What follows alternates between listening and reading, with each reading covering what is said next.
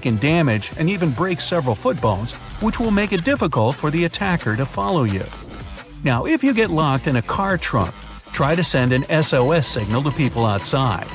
To do it, look for the taillight's wires. There are usually at least 2 of them for each light. Find something sharp in the trunk and cut one of those wires. When you connect the ends again, the lights will flash. If your car brakes suddenly stop responding, ask the passengers, if you have any, to make sure their seatbelts are buckled. Then turn on the emergency lights. Inform other drivers you're having an emergency by using your car horn and long-range lights. With strong and abrupt moves, press the brake pedal. That's how you can create pressure in the braking system. After that, downshift carefully and put the gear shift into the L position. If your car has a mechanical gearbox, press the clutch pedal.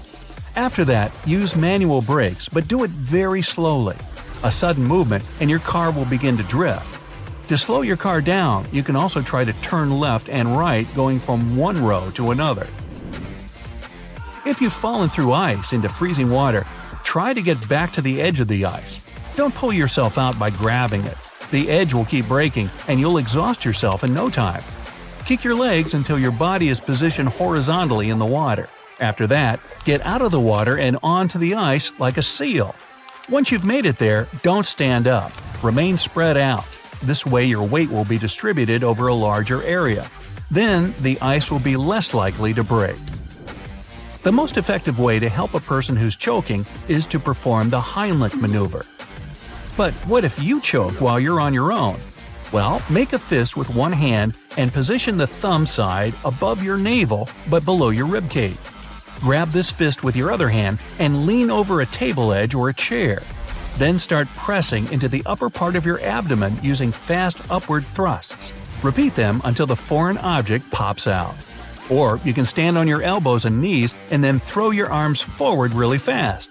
You'll fall flat on the floor with your arms stretched out in front of you and your chest and stomach hitting the ground. It'll push the air out of your lungs and hopefully dislodge the object stuck in your airway.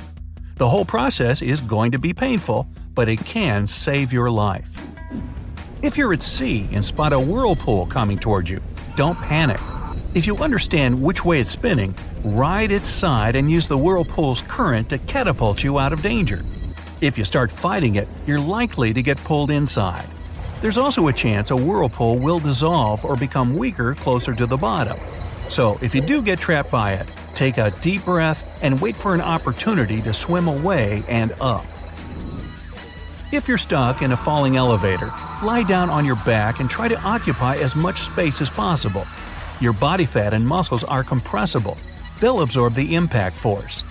If you can't lie down, opt for sitting. It's still better than standing. Your backside will act like an airbag in a car. But whatever position you take, try to cover your head. The best way to do it is to put one arm in front of your face and the other on the back of your neck. A lightning storm might catch you out in the open, and there will be nowhere to hide. Kneel or squat down with your head between your knees and your hands covering your ears. If there's a tall object in the area, stay away from it. There must be a distance of at least 2 objects' heights between you and this thing. Other people count too. So if you get caught in a storm with a group of friends, spread out until it's over. If you get trapped under some debris, for example during an earthquake, your main task is to protect your breathing organs. Plus, you have to make your air supply last as long as possible. Take your shirt off and tie its bottom in a knot. Then put it back on your head through the neck hole. The knot should be on the top of your head. This way, you'll get a makeshift hood that will protect your face from dust, sand, and debris. It will also provide you with a bit of oxygen while you're trying to get back to the surface. If you see a tornado closing in and you have no basement in your house, lie down in a bathtub. Use a pillow to protect your head from all kinds of debris that may fall down. Experts claim that the plumbing in the bathroom walls adds structural strength to this place. But if your bathroom has windows or an exterior-facing wall, opt for a more secure place, for example, a closet. The more walls that separate you from the tornado, the better. Smoke is the most life-threatening thing about a house fire. If you find yourself trapped in a burning building, stay low and crawl toward the nearest exit. The smoke usually rises up to the ceiling. That's why crouching might help you to avoid inhaling it. If you have a piece of cloth or a handkerchief, put it against your mouth. It'll act as a filter against the smoke. If you got stuck in quicksand, do all you can to keep your head and arms above the surface at all times. Start to carefully wiggle your legs. Quicksand should fill the space they once occupied. As soon as you can, stretch out on your back. It'll increase your surface area. Keep making tiny movements until your legs are free. You can also use backstroke motions with your arms. It'll help pull your legs out. If you've gotten caught in an avalanche and are being dragged along with a huge mass of snow, try to stay on top of it. To do it, make swimming motions with your whole body as if you were moving against the river current. When you feel the avalanche is slowing down, try to raise something over its surface. It can be your arm, leg, or a ski pole. This way, rescuers will find you more easily. With the other hand, make a small air pocket in front of your face. Try to slow down your breathing to save as much air as possible. Bottom line, if all these things keep happening to you over and over, you're not very lucky, are you? So please, don't invite me along on your next vacation. You can turn ordinary matches into waterproof ones. Apply a thin coat of nail polish to the matches and let it dry. Once they're ready, they'll stay dry enough to start a fire even if you drop the matches in the water. If you get lost somewhere during the winter and need a drink, then don't eat snow. It has much more air than water, so you won't even feel much more hydrated. Your body also wastes a lot of energy trying to eat it. Even worse, you might lower your body temperature and could even get sick. If you find yourself face to face with a coyote or a wolf, don't turn your back. Slowly retreat while facing the animal. This might only work for a single animal though. If you meet a pack, then the most important thing is to make sure that they don't surround you. Back away towards a tree and press your back against it. Then choose the right moment and climb it as quickly as possible. Several layers of clothing will warm you better than one warm fur coat or down jacket. Air will be trapped between the clothing layers, insulating you and keeping your body warm. If you get lost in the woods, always try to sleep a little above the ground. You can lay on a layer of branches and leaves as a makeshift bed, or stretch a hammock out between some trees. At night, the temperature drops and the ground becomes cold. Even if you build a fire, it could go out while you sleep, and the ground will be sapping your body heat.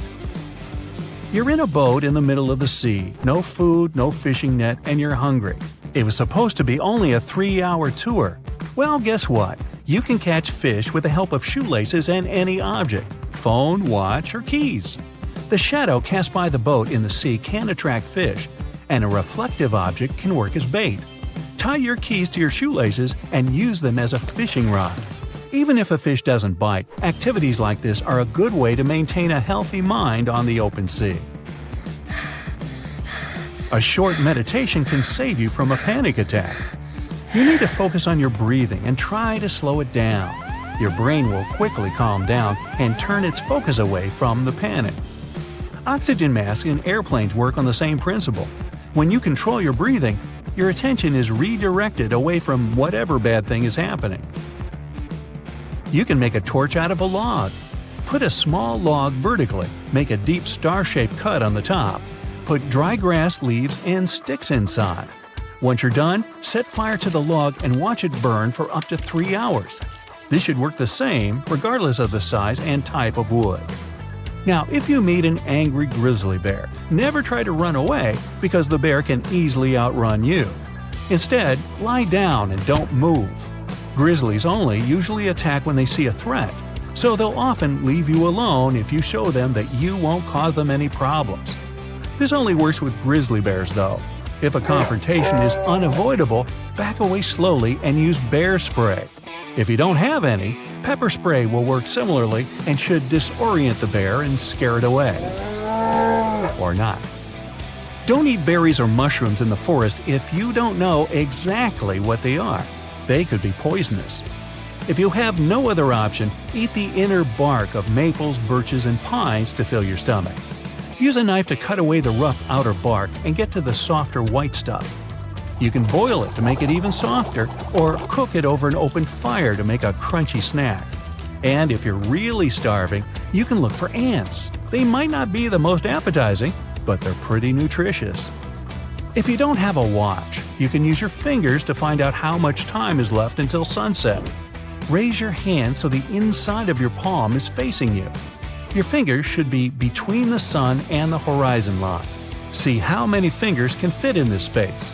The thickness of one finger equals about 15 minutes, so you can calculate the time left before sunset. If you're lost and need to build a fire to attract attention, throw in a lot of pine, cedar branches, cones, and any unnecessary rubber objects. Your fire will emit more black smoke, which makes it visible from afar. If you have no water in the desert but have some food, try to avoid eating for as long as you can. The more you eat, the more thirsty you'll get. The body needs liquid to digest food, so it'll use up what little you have. A person can live much longer without food than without water, so don't be afraid to stay hungry. Hey, you found a huge puddle of dirty water in the forest. If you're desperate for a drink, you can fill your bottle and filter it into drinking water. To clean it, make a rope of gauze or clothing. Put one end into the dirty bottle and the other one into the empty one. Before long, the clean water will flow into the empty bottle through the rope, while the impurities are left behind. Before hiking, replace your regular shoelaces with paracord shoelaces. If you don't have enough rope, these laces can give you a few extra feet in a pinch. If you're lost in the forest and have nothing to warm you, then take dry leaves and grass from the ground and put it between 2 layers of clothing. This will help you stay warm for a long time. When you're lost in the desert, try to move as little as possible during the day. Find a shadow or create it from improvised materials and sit in the shade until dark. At night, you'll spend much less energy and use up less fluid while you walk. This will help you to avoid the risk of a heat stroke. If you fall through some ice, don't try to get out like you would in a pool. If you put your hands on the ice and try to push yourself out with your arms, it could crack and make you fall back into the water. You need to stretch your arms parallel to the ice surface and stretch your legs way back so they float in the water. In this horizontal position, start waving your legs as if you're swimming. Move your arms carefully without putting too much weight on the ice, and you should be able to escape. If you need to build a fire while it's too windy, here's what to do. Dig 2 holes next to each other and create a small underground tunnel between them. Make a fire in one of the pits. The wind can't extinguish it, and the fire gets its air through the second pit. This method is also useful if you need to build a fire without drawing attention. In the dark, this kind of fire won't be visible. Don't throw away or pop bubble wrap. Take it on a hike with you.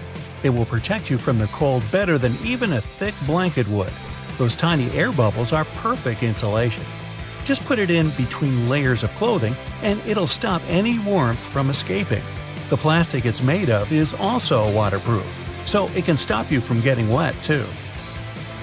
Swimming in the sea not far from the shore, you can easily get swept up in rip currents. If this happens, the most important thing to remember is not to swim against the current. This will only waste your strength and sap your energy, and you're unlikely to ever overpower an ocean current. Instead, try to swim sideways along the shore. Sooner or later, you should get out of the current, and then you can safely swim to the beach. If you're stuck in a falling elevator, don't try to jump at the moment of collision. Don't take a sitting position or stand either. You need to lie on the floor, facing the ceiling. Spread your legs as wide as possible, cover your face with one hand, and put the other hand behind your head for protection. You reduce the pressure on your body in this position when you fall. Ooh, you're lost. A rescue helicopter flies over the forest, but you don't have a flare and don't have time to build a fire. Use a small mirror or phone screen to reflect the sunlight. Aim the light beam towards the helicopter. Rescuers should notice the glare and fly over to save you. Whew, you're in the heart of the Sahara Desert. You're going to take part in a marathon. From this point, you need to walk 600 miles east to the meeting point. You want to prove to yourself that you can survive in any conditions. Open sea, the icy lands of Antarctica, the Amazon jungle. You've been everywhere. And now it's the turn of the hot desert. The key to success in any journey is preparation. You take a large backpack filled with necessary stuff. A small hatchet for chopping off dry branches, a compass, a sleeping bag. You can't rely on GPS as the connection may be lost in the desert. Matches, a first aid kit, water purification tablets, a flashlight. Also, you need a scarf, a bandana, sealed glasses that will protect your eyes from sand, and light clothing that can cover your entire body. A raincoat or a tent will also be useful. You need all this to protect your body from sand and sunlight. For the same reason, you pack gloves too. You can't eat highly nutritious food. To digest it, your body needs a lot of energy and liquid, and those are the most important and sparse things in the desert. Diet bars or dried fruits are great options. Also, you need a lot of water. A lot of water. It's safer to take several smaller bottles than one large container. If this container gets damaged, you'll be left without water. And when you have several bottles, you reduce this risk. The backpack is filled and you're ready to start your journey. A helicopter takes you to the middle of the desert. First of all, you lubricate your nostrils with a moisturizing cream. This is necessary to prevent the mucous membranes from drying. Hot air can burn your nose, and you can't breathe through your mouth not to lose valuable moisture. You walk a few feet and stop. It would be a mistake to travel through such a hot place during the day. You'll start sweating and lose a lot of liquid, but your water reserves are limited. The ideal time for traveling is in the evening and during the night. At this time it gets cold. You'll need to move more to keep warm. So you find an old fallen tree and tie an awning to it. You've created a shadow, which means your sleeping spot is ready. It's important to move as little as possible to save your energy. You open the map and pull out your compass. Then you check the route, look around, and study the desert landscape so you can navigate it more easily. You want to drink some water, but you stop yourself. It's better not to drink for 24 hours to make your body go into survival mode. You close your eyes and fall asleep. Sand is blowing in your face. You get up and see a sandstorm approaching you. The tree near which you've been sleeping seems too fragile. It won't withstand the storm. You urgently need some shelter. You put on your glasses, tie the scarf around your head, and moisten it to make breathing easier. If you didn't have a scarf, you'd need to cover your face with your hands. All parts of your body must be protected with clothing. Tiny grains of sand collide with your skin at great speed. Despite the protection, you feel some of them on your face. There is no shelter where you can hide nearby. It could be a large stone, a tree, but nothing. Now you need to find a hill. During the storm, the grains not only fly but also bounce off the ground and one another. When you're on a hill, most sand grains fall down its slopes, and you remain more or less unscathed. You need to get to high ground as soon as possible, since it's hard to move in such conditions. You're losing too much energy. You even have to walk backward with your back turned to the wind to protect your face. The storm is getting stronger, but fortunately, you're already rising. You find yourself on a small sandy hill. You wrap your tent around your body and wait. Tired, you fall asleep again. A couple of hours pass. You open your eyes and hear silence. The storm is over. You remove the tent, shake off the sand, and inspect the territory. The evening is getting closer. The sun is no longer warm. You take out the compass with the map to check the route. But in the next moment, you find out the sandstorm has completely changed the surrounding landscape. It's difficult to navigate using the map when there are no familiar landmarks. You can easily stray off course and get lost. So you're not sure where to go. But you have water and food, and other people know approximately your location. In this case, it's better for you to stay where you are. They will start looking for you and eventually find you. You won't waste your energy and reserves, but you look at the compass, at the map, and decide to go east. You're here to complete the marathon, whatever it takes. The night is quite cold, but constant movement helps you stay warm. You check your pockets and find out that you've lost your matches during the storm. Then you see a dry tree ahead. You chop off some of its branches and tie them to your backpack. While walking, you leave markers on the sand. Those are branches with pieces of cloth tied to them stuck in the ground. This way, you can help rescuers find you if you don't get to the meeting point. It's dawn. The sun is scorching. You find another tree, create a shade using the tent, drink some water, and fall asleep.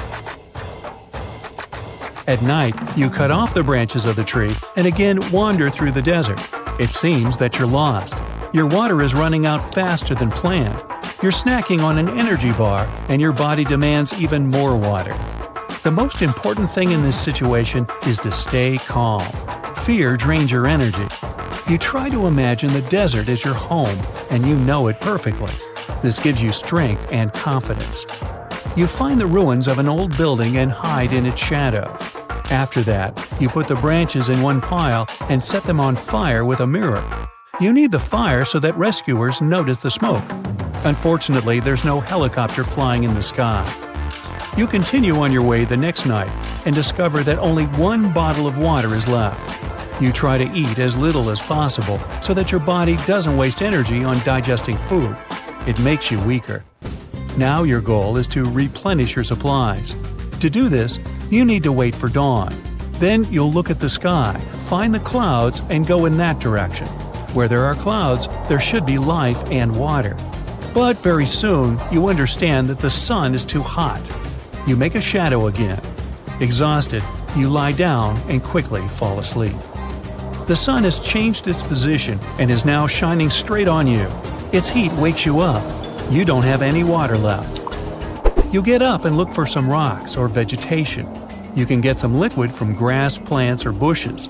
After rains, moisture remains under stones for a long time. Pick them up and check, but carefully. Scorpions, snakes, and spiders can hide there. Also, you need to look at the sand to find some animal or insect traces. Animals always go toward water sources, and you need to follow them. But be very attentive. Those can be traces of cheetahs or African wild dogs. You're too weak to defend yourself against them. You need to spot the animals from afar and wait for them to drink first. You find some footprints. A group of spotted hyenas is walking in the distance. You slowly follow them. They lead you to an oasis. You wait for a couple of hours for them to get enough to drink. Finally, they leave the place, and you can quench your thirst. Don't forget to throw purification tablets into the water. But even if you don't have them, you should drink anyway. In any case, it can't get any worse. Also, it's important not to drink a lot at once. Your body is exhausted and can't process a lot of liquid quickly. You drink slowly, in small sips. It feels as if you can do this for hours. Then you eat and pour some water into your bottles. No longer hungry, feeling satisfied and happy, you fall asleep again. Some noise wakes you up. A helicopter. It's flying right over you. You scream and wave your hands, but the rescuers don't notice you. It's too late to make a fire. The helicopter is leaving. Think. You take out the mirror, catch a sunbeam, and direct it at the helicopter. The rescuers have noticed you. You're saved. You're walking down the street and hear a familiar buzzing. You're so scared, you sweat and stop. The next second, you notice a yellow beetle with black stripes. The smell of your sweat attracted this bug. It's like nectar to it. No worries though, it can't bite you. The only thing this bug can do is lick you. And no, it's not a bee. This is a hoverfly, a kind of flies. Unlike bees, bumblebees, and wasps, it's harmless. But this is not the only reason why. You shouldn't squish it. Hoverflies pollinate plants around them. Just like bees, they're crucial for nature's life cycle. The larvae of these beetles are indispensable helpers in any garden. They feed on aphids and other flower pests. When still a larva, one hoverfly can eat about 400 aphids. Imagine how many parasites thousands of larvae can destroy. These kind and harmless insects have no chance of resisting their enemies, birds and predatory insects. So they developed an amazing deceptive way of protection. Hoverflies are actors in the world of bugs. They learned to mimic the appearance of bees and wasps to instill fear in those who want to eat them. Many animals and insects know how painful a wasp can bite, so they are wary of them. When a spider, a mantis, or a bird notices hoverflies, they are afraid to approach because they think it's a bee. But appearance alone is not enough, so these amazing flies can move like bees. Some species imitate a bite, flying towards the enemy, pretending they have a bee sting. Some hoverflies also raise their front paws above their heads to make them look like bees' antennas. Their behavior is sending a clear message to prospective enemies. Don't get closer, I'm a wasp, and I'm going to sting you. But the coolest thing about rare types of hoverflies is their annoying hum. They make a sound resembling the buzzing of bees and scare away foes more effectively. Bees don't fight hoverflies. They pollinate flowers together and drink nectar. So don't squish it. It's not going to do you any bad. By the way, even if a bee or a wasp are flying nearby, don't try to hit them. Most likely, you won't catch them with the first hit, which will make the bugs angry. Just be calm, and the bee will fly away. Another insect you shouldn't crush is the ladybug. First, it's beautiful and can be yellow, orange, red, gray, and black. Not all of them have spots. Second, it doesn't pose any danger to you. But the main reason to keep ladybugs safe is that they feed on aphids and many other soft-bodied insect pests. So they can be a great help in the garden. The green lacewing is a tiny, fragile insect with transparent wings that resembles a miniature alligator because of its green color. Adult lacewings aren't that useful. They feed on nectar and make your garden more beautiful with their good looks. But at an earlier stage of life, these insects are effective aphid exterminators. That's why lacewings larvae are called aphid lions. They also eat ticks and eggs of other insect pests. Bees are considered to be the most useful bugs in the world. According to some studies, they pollinate about 80% of fruits, vegetables, grains, and nuts in the US. In one day, one bee can pollinate a huge number of flowers and trees.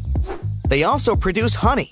According to research, honey is a product with an unlimited shelf life. Scientists have discovered an ancient Egyptian tomb and found plates with edible honey in there. Bees are absolutely necessary for our planet. About a third of the world's food production requires bee pollination. Cows eat vegetation that bees pollinate, and if there were no bees, it would greatly affect the health of all the world's cattle. A lot of fruits and berries would lose their taste if the bees stopped fertilizing them. We get most of the cotton on the planet thanks to pollination by these insects. There would be a shortage of genes if the bees disappeared. The taste of many products would deteriorate, and the food would likely lose its useful properties. So, think twice before swatting at a bee. These bugs look like huge mosquitoes. They have long paws and a thin proboscis. Don't squish them. They are crane flies, some of the most harmless and gentle insects on the planet.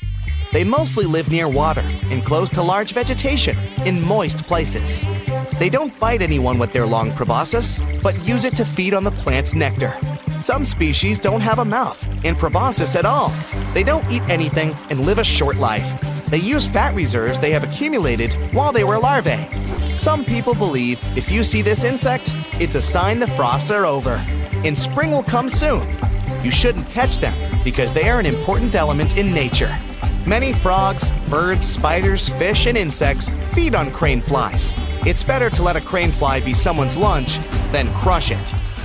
A house centipede is a pretty terrifying insect to encounter. This long creature with 15 pairs of long legs can live in your bathroom or even bedroom. But don't touch it. A centipede is a helpful neighbor. It preys on small insect pests, controls the population of cockroaches, midges, flies, termites, and other bugs. A centipede won't appear in your house just like that. It comes only if there's some crawling food for it in the room. You can squish it and relax for a while, but then small pests will arrive at your house. If you give a centipede a chance, it will destroy all unwanted guests and leave. These creatures are solitary predators and won't start a colony or build a nest on your bed. They don't carry any diseases either. And of course, they won't be the first to attack you. Most likely, they'll just run away if you scare them. By the way, they run fast. Other friendly but scary-looking neighbors you might have are spiders. They catch bed bugs, mosquitoes, flies, and other small insects. If you have a black widow or some other poisonous species in your house, it's better to call a pest control service to get rid of those monsters. Mantises are quite helpful creatures. They hunt insects that spoil your flowers and do it so effectively. They can exterminate entire colonies. They can control the population of some bugs. Many people buy mantises and release them in their gardens. A brown marmorated stink bug isn't helpful or too friendly, so you'd better not touch it. These bugs emit an awful smell when they sense any danger. Squishing them has the same effect. This is a pretty effective way to defend against enemies for these creatures. Stink bugs are pests and aren't welcome in any home. To get rid of them, use a vacuum cleaner or a bowl of soapy water. Throw a bug there, and the soap will stop the unpleasant smell and minimize damage to your smell receptors. Earwigs are not as nasty as you might think. And no, they don't crawl into your ears to lay eggs there. This is a common myth that turned them into dangerous enemies for many people. In reality, they're your friends and helpers. Earwigs have forceps, but they use them for defense, not attack. Don't touch this insect if you see it in your garden, because it helps to dispose of rotten leaves, herbs, and plants. Earwigs are scavengers. If you found them in your apartment, then carefully use a piece of paper to throw it outside. You're unlikely to see peacock spiders in your house because they live in the forests of Australia. But if you happen to run into one, don't try to squish it. These tiny creatures are the size of a grain of rice. They are poisonous, but their jaws can't bite through human skin. So, they are harmless. They have a multicolored pattern similar to peacocks. They use it not to scare some enemies, but to attract female spiders. They dance to mate and have offspring. In total, there are about 50 species of peacock spiders, and they all dance differently. They lift their buttocks, shake them, and tap their paws on the floor. They are some of the cutest spiders in the world. They belong to the jump spiders family, which means they don't spin webs. Instead, they stalk their prey like a leopard, then jump on it and inject venom. They can attack a prey 3 times bigger than their size. You're up to your neck in cold water. There's ice all around you. You've got to get out. When you're swimming in freezing cold water, your body can get a bit of a shock. Your reflexes might make you want to gasp, but don't. Just do your best to keep your head above water. Throw off any heavy objects like boots, jackets, or backpacks. When you reach some ice, don't just try and jump out. It's not exactly a swimming pool. Try to get into a horizontal position and use your strong legs to swim onto the ice. Use your hands to pull you out. Once you're on the surface, roll away from the edge, then crawl, then walk. If you're venturing into the wild, you may want to get some stuff ready beforehand.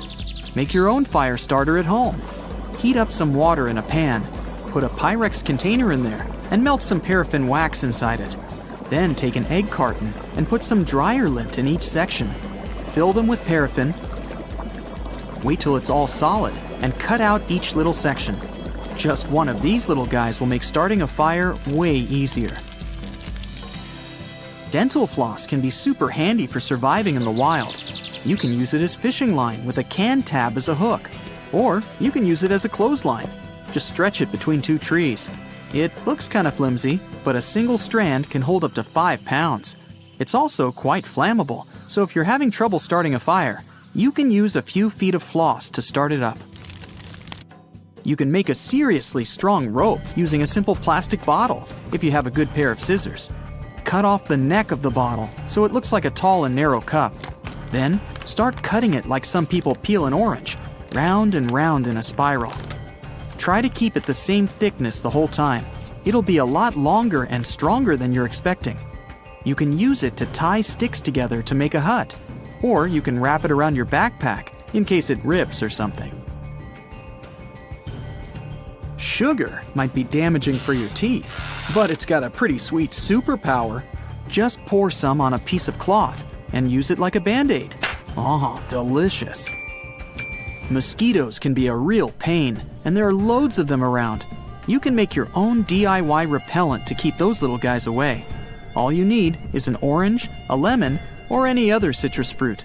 They're full of essential oils that mosquitoes can't stand. Peel an orange and rub the peel directly on your skin. Just make sure to crumple it a bit beforehand to help those precious essential oils come out. Another good way to keep the mosquitoes at bay is to add a bit of orange peel to your campfire. That releases the essential oils into the air. You're getting hungry, but you don't have anything to start a fire with. Empty your pockets. There might be something in there that you can use as a makeshift fire starter. If you have a battery and a metal chewing gum wrapper, you're in business. Cut a thin strip of the wrapper, long enough to connect the two sides of the battery. The middle of the strip should be thinner than the ends. Grab some dry grass, twigs, or even some paper, whatever you're going to use to start your fire. The foil strip should ignite right away, so make sure you're ready. A human can go surprisingly long without food, but not water. Depends where you are, but a lot of the time, it might not be safe to drink.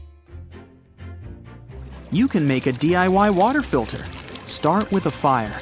Boiling the water may not be enough, so as soon as those ashes are cool, grind them into a powder. Don't just use any ash you randomly found in the forest. It might have some melted plastic on it or something. Then, you need a plastic bottle. Cut off the bottom and poke a small hole in the cap. Turn it upside down, put about 3 inches of charcoal in, and pour the boiled water in nice and slowly. The drips are ready to drink. If you're getting bits of ash in the water, wrap a piece of clean cloth around the cap for some extra filtration. A char cloth can come in handy if you're lost in the wild. To make it, you're going to need a metal container with a cover. Put a piece of cloth inside it and put the container into a fire for a few minutes. The cloth should end up getting a bit black around the edges, but still be intact. A char cloth catches fire super fast, even with an old school flint. If you're ever hiking in an anaconda's backyard, listen up. Stay away from shallow rivers because these giant snakes love to hang out there. If an anaconda decides to give you a little squeeze, don't exhale. Every time you do, the snake's gonna squeeze you a little bit tighter. Anacondas do have a weak spot though. They don't like their tail to be bitten. It's not exactly delicious, but it'll get the job done.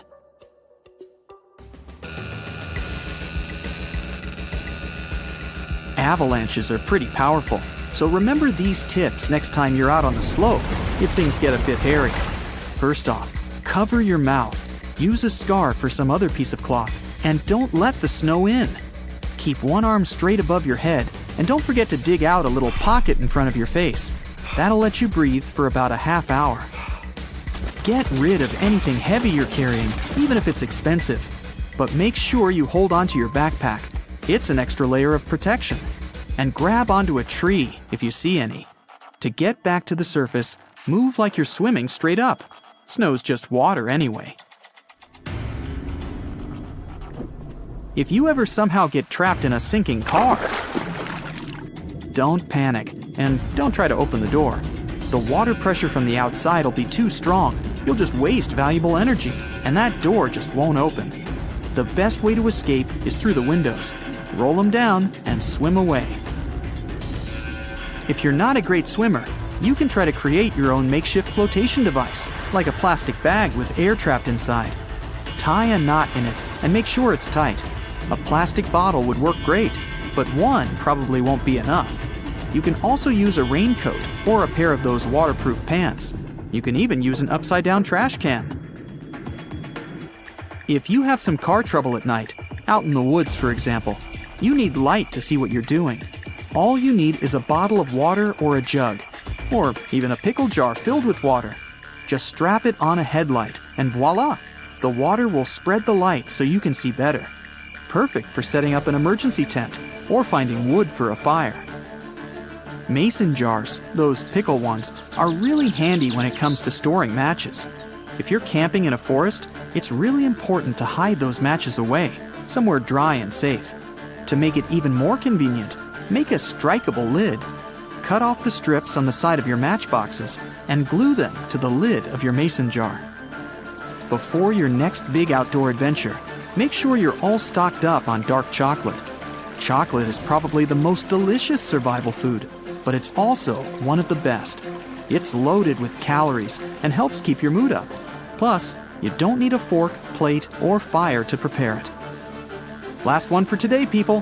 Still having trouble lighting that fire? Look no further than that bag of chips you secretly hid from your fellow campers. Corn-based chips are everywhere these days. And apart from tasting delicious and turning your fingers a weird color, they have one more trick up their sleeve. You can use them to start a fire. These kind of chips are flammable, so make a little mound of chips and keep that dry wood handy. They'll light in seconds. On the outside, the surface of this lake looks like the aftermath of a disaster. Empty tree trunks spike out of the turquoise waters. The lake is surrounded by mountains, making it a quiet but unsettling place. But those who dare to swim under these dangerous waters will soon discover a whole new world. This isn't the beginning of a fairy tale. It's the actual story of Kayindi Lake, located in Sati, Kazakhstan. Back in 1911, an earthquake caused a major landslide in this location. The valley created eventually filled up with rainwater, practically submerging the forest. The trees that are located above the waters might look very sad, but beneath the surface, they remind you of an underwater forest. Since the waters are crystal clear most of the time, you can still see this fascinating view even from its shores. The ice-cold water makes this lake so tricky and, at times, even dangerous. And don't forget about all the algae, plants, and submerged trees that can rapidly become risky obstacles. Hey, I enjoy a steamy hot bath, but this boiling lake I'll tell you about now is really the stuff of scary dreams. It's located on the Caribbean island of Dominica, and its waters have temperatures between 180 and 197 degrees Fahrenheit.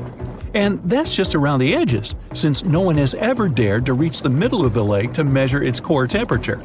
It's true that the heat can go down from time to time, but you never know when these waters may start to boil again.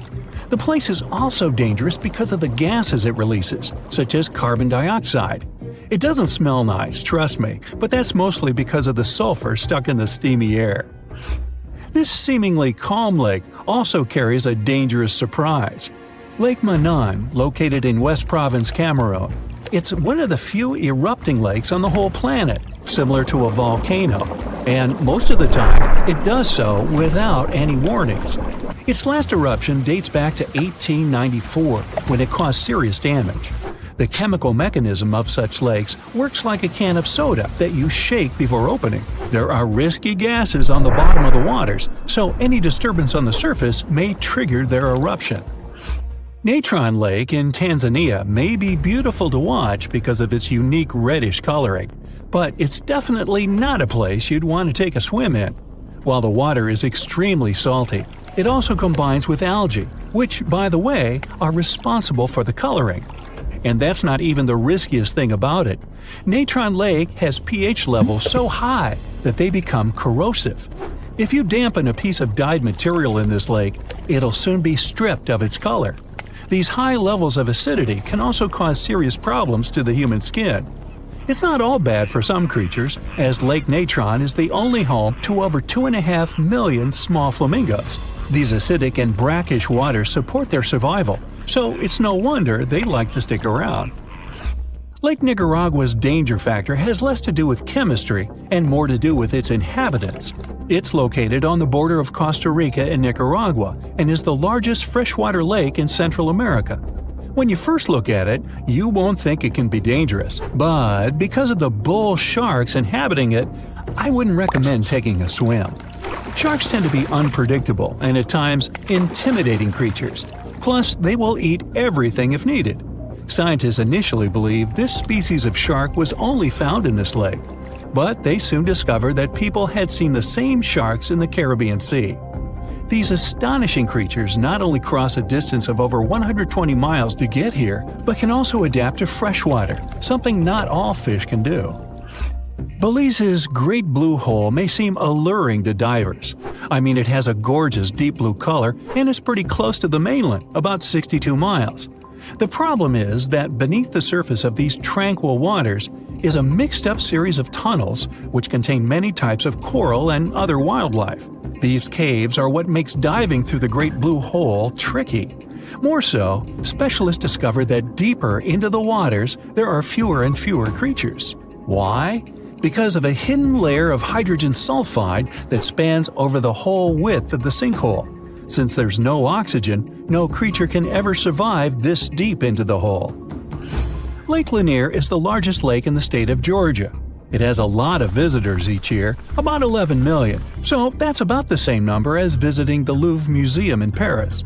Despite its popularity, a lot of accidents happen on this lake, and nobody knows for sure why. One of the explanations may lie beneath the surface of this mysterious lake.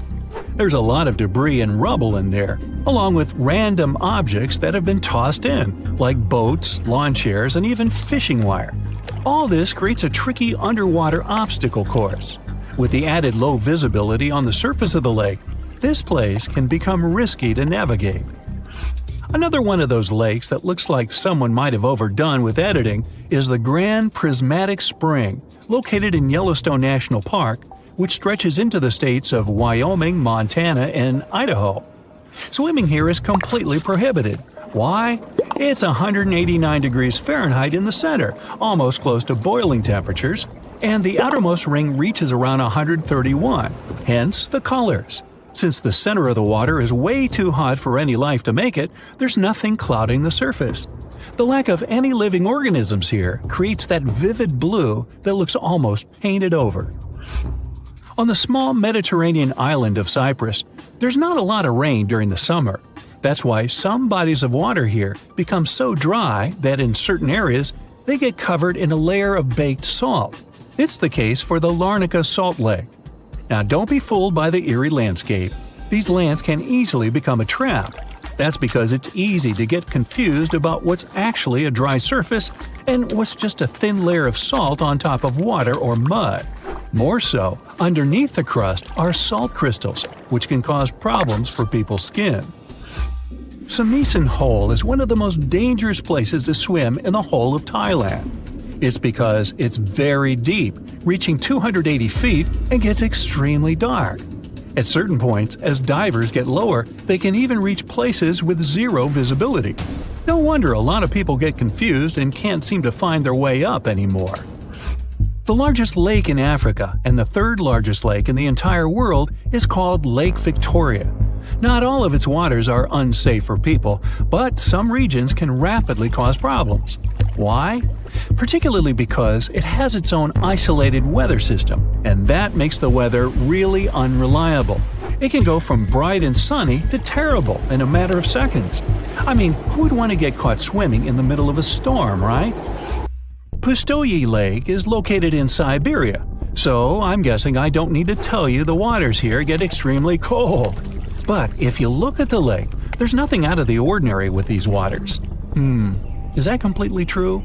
Most likely not, and people tend to avoid swimming here at all costs, even if they can resist the freezing cold waters. So, what makes Lake Pustoye so mysterious and dangerous?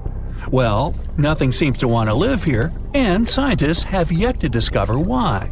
They tried to fill the lake with many types of fish and various plant species to see if they could survive in the waters, but the results were disappointing.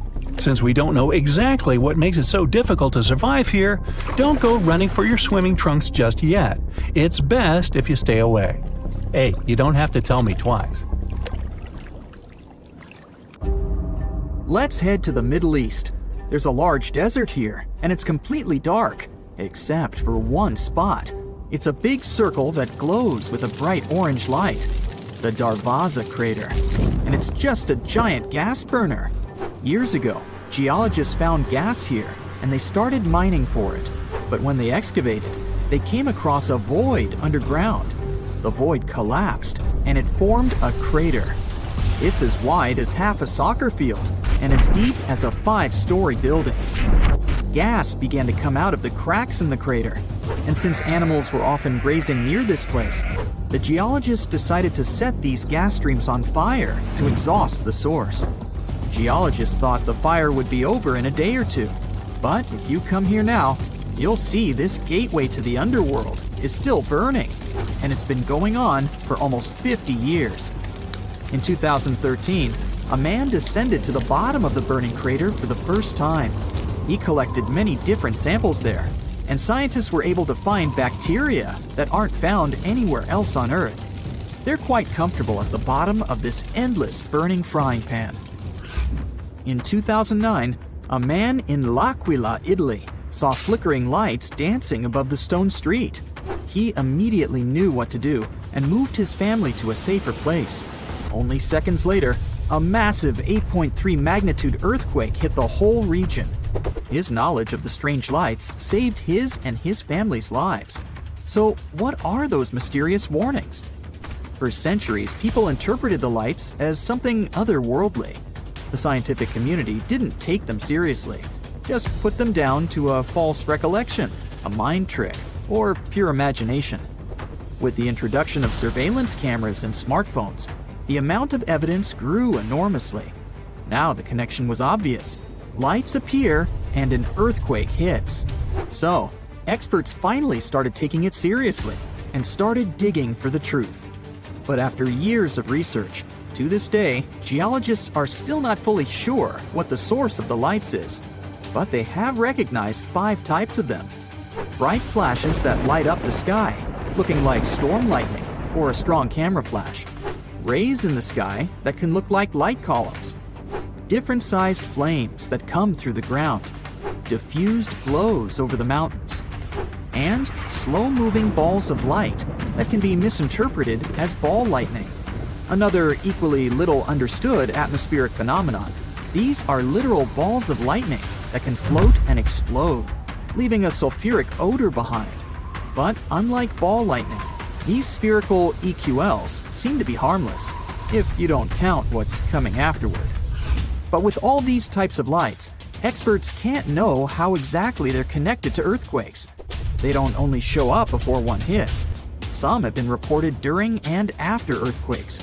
They can also appear with other phenomena, like meteorite crashes, volcanic eruptions, or auroras.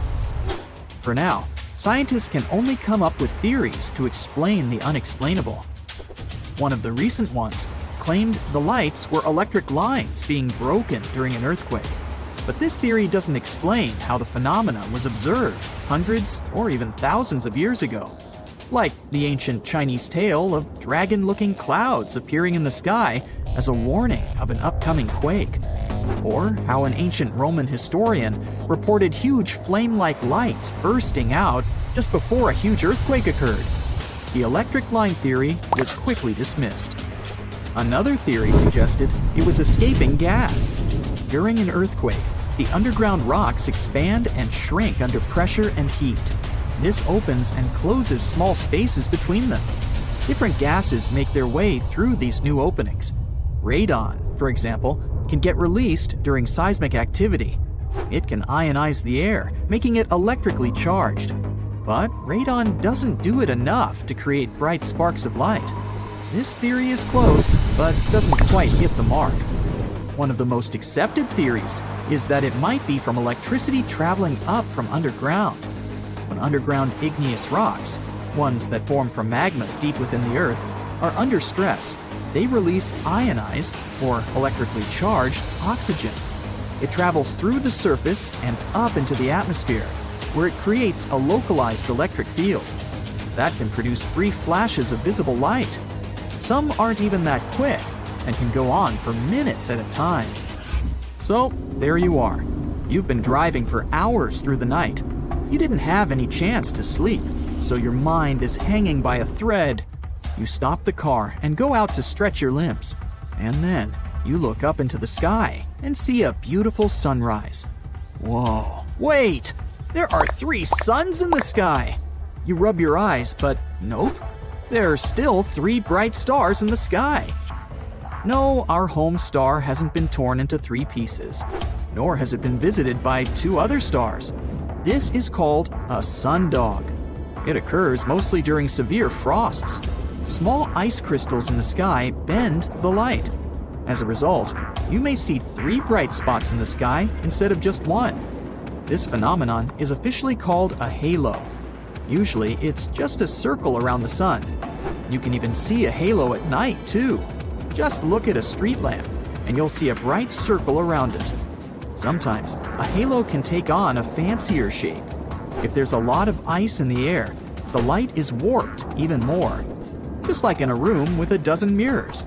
Then, the halo can take on the shape of a human eye. Because of this phenomenon, a false dawn can occur too. While you're looking at the horizon, the dawn begins, and the edge of the sun appears. A little bit more, and wait, the sun starts to just dissolve in the sky. After a few moments, it's dark again. And only a minute later, the real sun shows its face. It was the same light curvature effect you saw before with the three suns. Only now, the light is curved vertically, not horizontally. And instead of the real sun, its reflection in ice crystals in the sky appeared. And now moving on. This cloud looks like a dinosaur, and this one looks like a cat. And this, whoa, it looks like these clouds are falling down. Oh, phew, that's just a mammatus cloud. Their shape really makes them look like chunks of cloud about to slam on the ground. Well, that's not going to happen, but you better start seeking cover anyway. Such clouds are a sign of a severe thunderstorm coming. It takes a lot of moist air with ice crystals at the top and dry air at the bottom to create such clouds. Then, vertical currents of air appear between these layers. And these currents make the clouds take the shape of a human brain. And this giant cloud looks like a dome that's going to cover an entire city. In fact, that's exactly what happens. A huge cloud covers a large area and then rains heavily on it. Sometimes, the front of such a cloud takes a bizarre shape, like in these pictures. It looks more like several giant spaghetti clouds, or even giant cloud worms. This phenomenon can often be seen in Australia, and it's called morning glory. It happens because a strong wind twists part of the cloud on both sides, and then the huge sheet of air dough splits into thick strips. And sometimes you can see clouds in the sky made of birds. Wow, that cloud moves quickly and changes shape. It becomes more transparent, but then denser and darker again. The birds seem to be involved in some kind of dance or performance, but they're not doing it for beauty or for the crowds of spectators gathered below. They're doing it for protection. When birds group themselves into such a cloud, they intimidate birds of prey. An eagle or hawk would have a hard time picking out a single target among the endless number of birds. And they move quickly, covering each other. Fish are huddled together in schools in the same way. Such a cloud might just spook a hungry predator. Grab some sunglasses and you're good to go. This phenomenon lasts around 40 minutes. These clouds are the same ones that can cause a spooky ring around the moon at night sometimes. Nature sends early signs of disasters in many different ways. J-shaped trees might mean there's a landslide coming. Since the ground is moving slowly, the trees grow into this super selfieable shape. Try to find a flat area and avoid going near any trees unless you have superhuman strength. Another mystical phenomenon can be seen in the desert, a sand waterfall. When the wind brings a lot of sand to the edge of the canyon, it begins to fall down. Now amplify this effect 100 times and you get a sand waterfall in Saudi Arabia. It's really like Niagara Falls, only there's not a drop of water. The locals say this phenomenon warns of an impending sandstorm. Welcome to an uninhabited island. How did we end up here? Well, I don't know. But now we have to survive here for a couple of days, and I'll teach you all I know. Gladly, wherever I go, I'm always prepared for a situation like this. So in this magical backpack, I've got everything we're gonna need for survival. The first thing is, of course, a knife, which will come in handy in many situations. Surrounded by the ocean, you don't have any drinking water available. Oops, I didn't put any water in the backpack. But don't panic. Your most reliable source of water here is the coconuts. So we need to fetch some of those. If you're lucky to get some green coconuts, you can cut them open with a knife. It's relatively easy. But the problem is that they grow high up on the tree. You're free to climb up there to get some, but it's not gonna be easy. Luckily, when coconuts mature, they turn brown and fall off the tree. The water inside stays safe to drink for about 9 months, so you can pick some up from the ground. The problem here is that they can be pretty hard to open. However, if you're lucky to have a screwdriver, it won't be a big deal. Also, a simple stone can crack a coconut for you, but don't forget to wrap it in a towel or even a t-shirt beforehand. Remember that you can't drink as many coconuts as you want. Don't drink more than 5 brown coconuts a day, unless you want to get an upset stomach. By the way, the same goes for green coconuts. After you drink a brown coconut, don't rush to throw it out. You can scrape off the white part and eat it. It's totally edible. I admit I didn't bring any bowls, but this is once again where coconuts come in handy. It can be turned into one. After you cut it open, you have bowl-shaped pieces. Start by removing all the white stuff from the inside until it's just a shell. This is going to be your bowl, but we'll make it pretty. Scrape the hair off using the knife. Then you can rub it around with sand, making it smoother. The last thing to do is to polish it with the coconut's very own coconut meat. The oils in it will make your bowl shiny and pretty. Okay, the most important skill is to make fire, of course. I did put a couple of lighters and a matchbox in the bag to make it easier, but you just can't be a qualified survivor if you don't know how to start a fire without them. You need to find a curved piece of wood and tie a bowstring to it like this, so it looks like a bow. In case you don't have a nylon cord, a shoestring will work too. So whenever you go traveling, wear shoes with laces, I guess. Next, find a piece of dry hardwood. It will be your spindle. You will need to wrap the string of the bow around it so you can create friction. The spindle can be fixed to a board with a notch that can hold it. Also, you'll need to find another piece of wood that's usually called a hand block. It should have a dimple carved into it, which will make it easier for you to create friction. So here's how it goes. The board holds the spindle, and you twist the bowstring around it just like this. On top, you hold the spindle with a hand block. Then you start moving the bow, rubbing it around the spindle and creating friction. It will start heating up, and in the end, you'll get an ember. After you get an ember, you need to carefully move it to a bundle of tinder and blow on it, trying to start the fire. It's going to be tough to do it the first time, but after you get a hold of it, you can start the fire in less than 5 minutes. Now that we have the fire, we need food.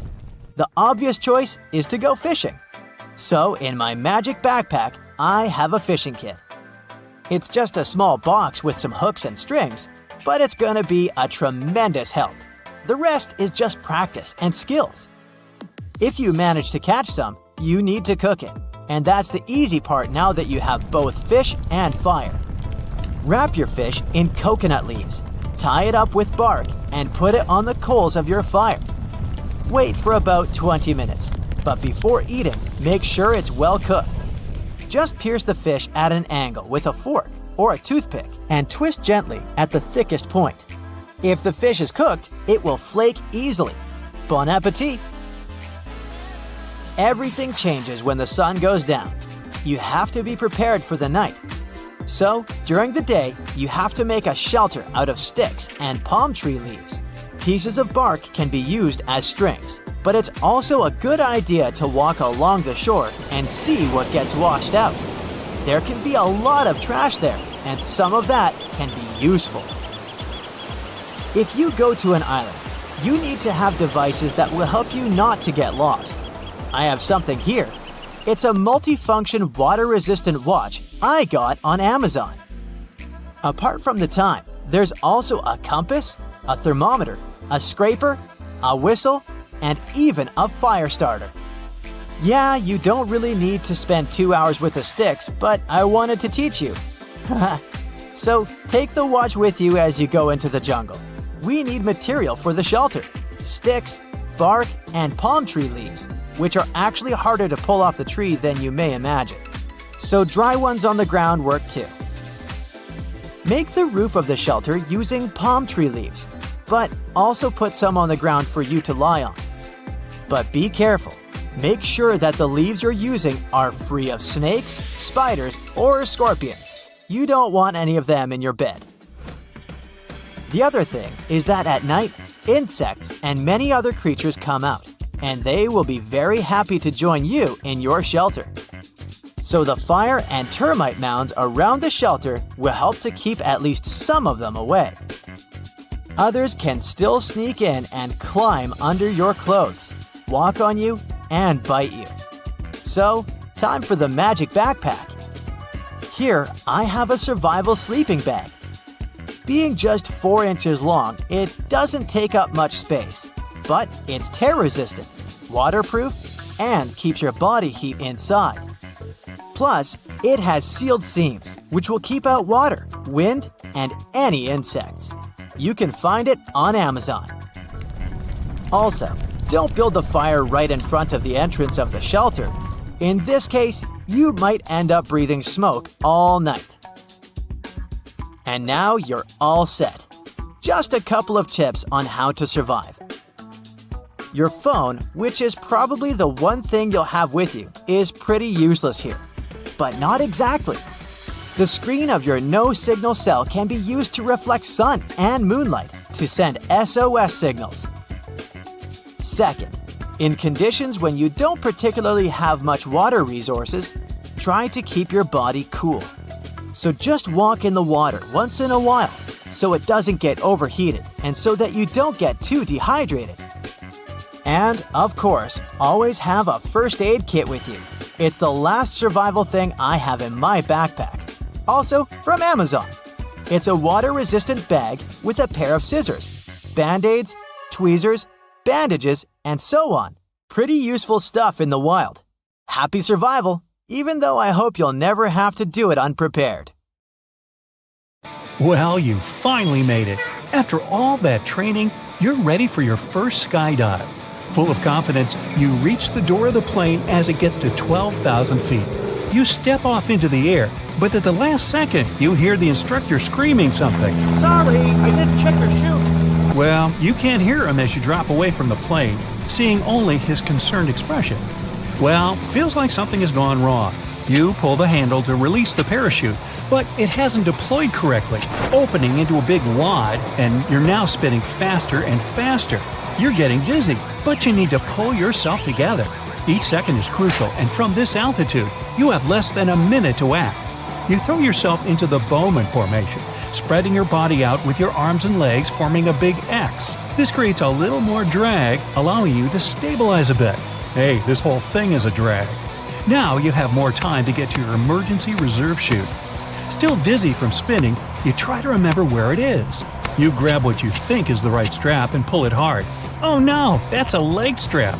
You've loosened the container on your back and now you're slipping out. This is not your lucky day. You hold on and tighten up the leg strap. Oh yeah, the safety procedure is coming back to you now. Step 1, cut away from the main parachute with the red handle. Done! Now you're in free fall again. Step 2, now find the silver ripcord handle to pop the reserve chute. Gotta hurry, the ground is rushing up at you. Where's that handle? Whoops, there it is, sitting on your chest on the left. You yank it hard. Ka-thump! The chute flies out and deploys and slams the brake on your descent. Now you're relieved. Breathtaking? Heart-pounding? Oh yeah! Finally, you can enjoy the view. For about 10 seconds before you land on the ground, softly, feet first. Hey, looks like fun, sign me up. On another day, as always, instead of taking the stairs, you use the elevator. Now the odds of it falling are 1 in 10 million. You're 10 times more likely to be hit by lightning. But today, you're in that unlucky elevator. As you move down from the 5th floor, the pulley system fails, a cable snaps, and the elevator starts falling. Quickly, you lie down on your back, placing one arm around your head to protect it from the impact, and the other arm over your face to save it from possible falling objects. You spread your legs out evenly. In just a couple of seconds, you brace for impact. It crashes down, and debris from above falls around you. Fantastic job! You've avoided injury. But could it be possible to alter the impact by jumping? Well, let's think this through. If you jump too early, your impact would be more severe as your speed would increase in the descent. And if you jump too late, the velocity of your jump upwards would cause you to bump your head as the elevator would have stopped. You need to jump at the precise moment to be effective in velocity, and without the ability to see through steel, it would be down to sheer luck. So it's better to use the lie-down method. Yeah, good luck with that. You casually drive to work, passing over the same bridge as any other day. Today, there's more traffic than normal and you're stuck in a jam. The bridge starts to creak. Unfortunately, it's possible for structurally faulty bridges to collapse under excess weight. And there you are. As the bridge falls into the river, your car floats on top. The water is slowly rising around you as it starts to sink. You're trying to remain calm and take a deep breath. You have up to 2 minutes before the car completely sinks.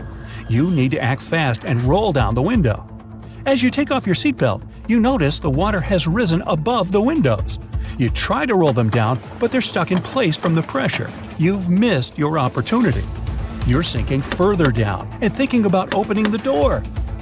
Better not. This will make your vehicle sink even faster. Plus, it'll be more dangerous to exit.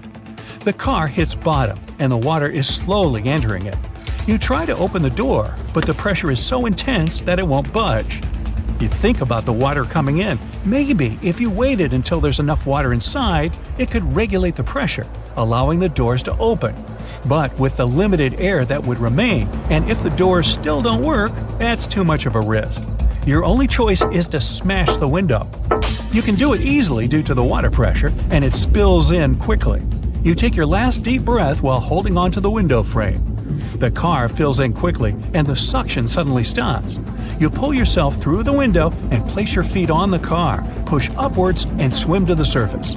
Yeah, remind me not to carpool with you. Next, you're out hiking in a forest and find the perfect place to view the sunset.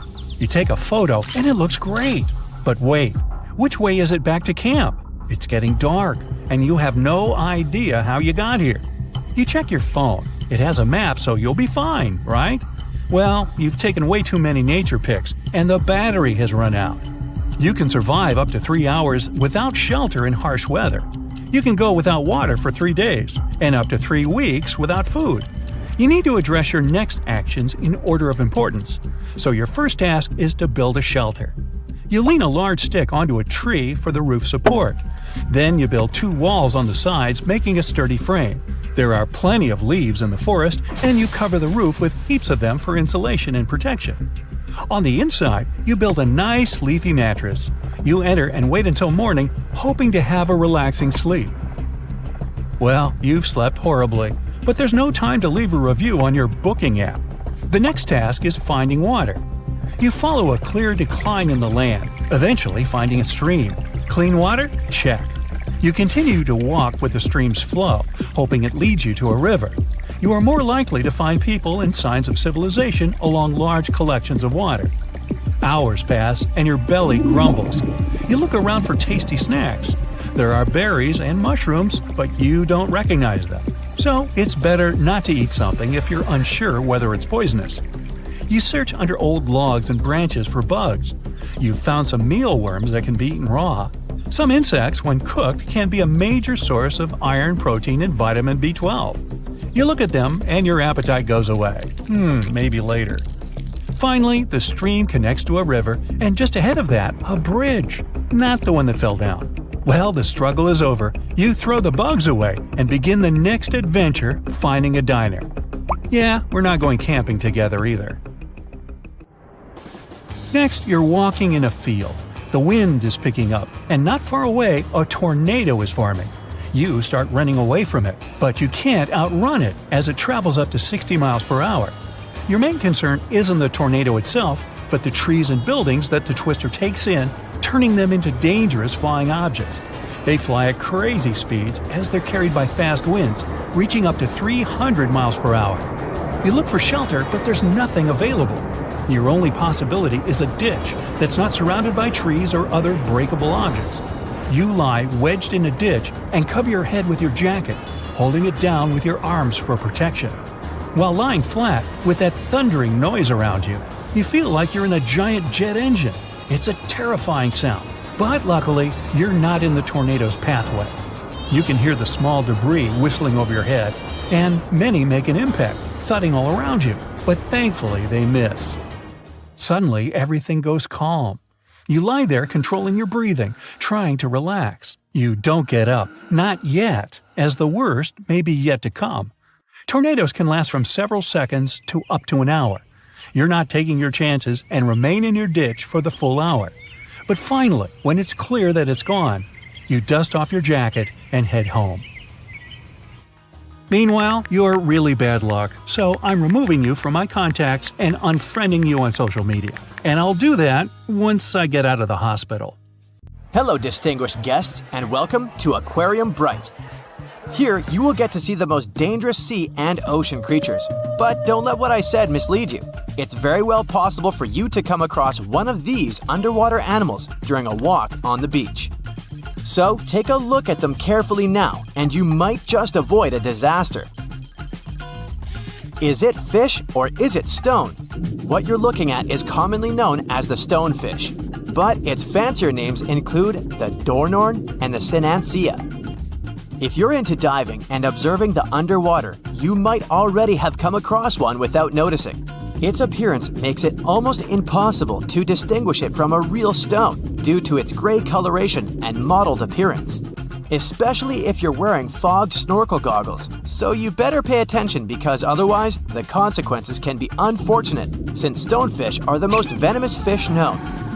Although some types of stonefishes are known to live in rivers, and most of them are found in coral reefs near the tropical Pacific and Indian Oceans.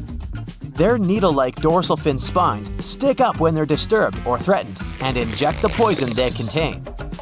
The most common reason why stonefish stings occur is swimmers stepping on them without realizing it. However, you don't need to be in the water to get stung. Since they can survive out of the water for up to 24 hours, you'll have to watch where you step when you're at the beach as well. Those who got stung by stonefish describe their experience to be extremely distressing. Their venom can result in infection, and in some cases, it is known to cause shock and paralysis. It might come as a bit of a shock, but despite its bad reputation, stonefish is edible if it's prepared properly. When the fish is heated, its venom breaks down. And if the dorsal fins, which are the main source of its venom, are removed, raw stonefish is served as part of sashimi too. This creature might look like it came out of a science fiction movie, but it's very much real. Say hello to the blue-ringed octopuses. Don't be deceived by their small size, which can range between 5 to 8 inches including their arms, because they're packed with venom to cause great damage to as many as 26 people within minutes. Just like stonefishes, blue-ringed octopuses are found in the Pacific and Indian Oceans, from Japan to Australia. They typically live on coral reefs and rocky areas of the seafloor. Some may also be found in tide pools, seagrass, and algal beds. Blue-ringed octopuses are not aggressive in nature. When they're not seeking food such as crabs or shrimps, or searching for a mate, they often hide in marine debris, shells, or crevices. It's only if they're provoked, cornered, or handled that they get dangerous to humans. When they're threatened, they turn bright yellow or blue iridescent rings appear all over their body as a warning display towards the potential predators. Their bites usually come unnoticed, so you might not be able to realize you're bitten until it's too late. The venom of a blue-ringed octopus can cause dizziness and loss of senses and motor skills, and ultimately, paralysis. So, better try to keep your hands to yourself and back away in a hurry if you see one. Nope, it's not a flower bouquet, so don't try to pick and smell one of those pink tube-like things. What's standing before your eyes is a marine animal called a flower urchin. It may look gorgeous, but don't let the looks deceive you. It was named the most dangerous sea urchin in the 2014 Guinness World Records. Flower urchins inhabit the tropical areas of the Indo-West Pacific and are found among coral reefs, rocks, sand, and seagrass beds at depths of 0 to 295 feet. The most noticeable feature of them is their pedicularia, which are claw-shaped defensive organs that are also found in sea stars. What makes flower urchins differ from any other sea urchin is the fact that their pedicularia is, as the name suggests, flower-like, and usually pinkish-white to yellowish-white in color, with a central purple dot. Hidden underneath those flowers, they possess short and blunt spines. Although many sea urchins deliver their venom through such spines, flower urchins deliver their venom through their pedicularia, or flowers. If they're undisturbed, the tips of these flowers are usually expanded into round, cup-like shapes. On their surface, they possess tiny sensors with which they can detect threats, and once they contact such threats, these flowers immediately snap shut and start injecting venom. What's weird is that the little claws of the flowers can sometimes break off from their stalks, stick to the point of contact, and continue injecting venom for hours into whoever touched it. Yeesh! Looks like a giant puddle of melted strawberry ice cream, right? You wish. It's a lion's mane jellyfish, which is also called giant jellyfish, Arctic red jellyfish, or hairy jelly. They're known to prefer cool water. That's why they can mostly be found in the Arctic, northern Atlantic, and northern Pacific Oceans. But it's possible to spot them around the British Isles or in the Scandinavian waters too. Lion's mane jellyfish are one of the largest known species of jellyfish.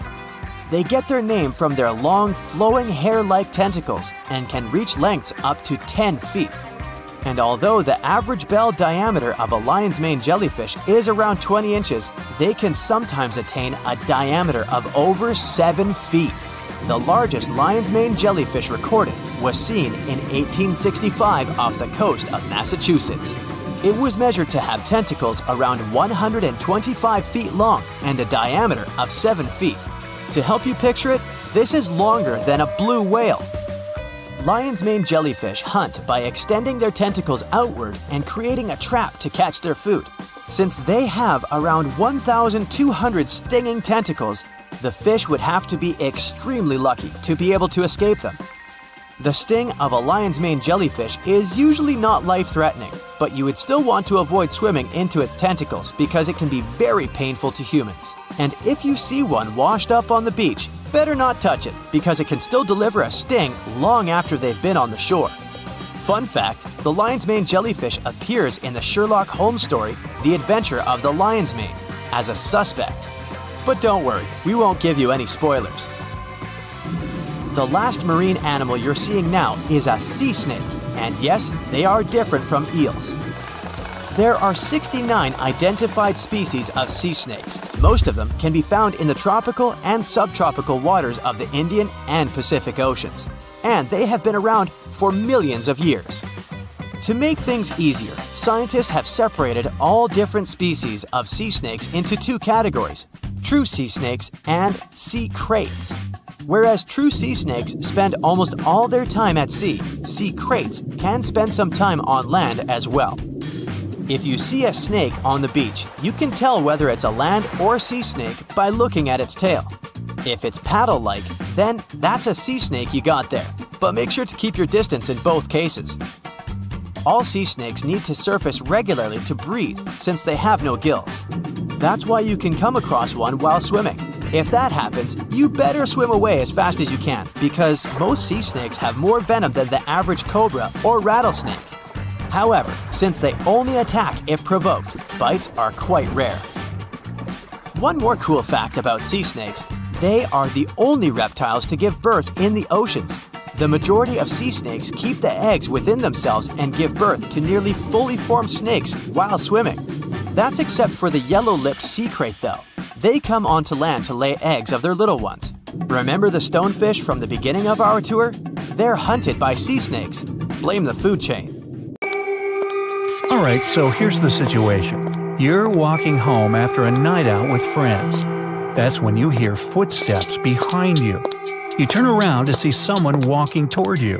You think to yourself, are they following me? If you're ever in this scenario, here's what you do. Start walking slightly faster.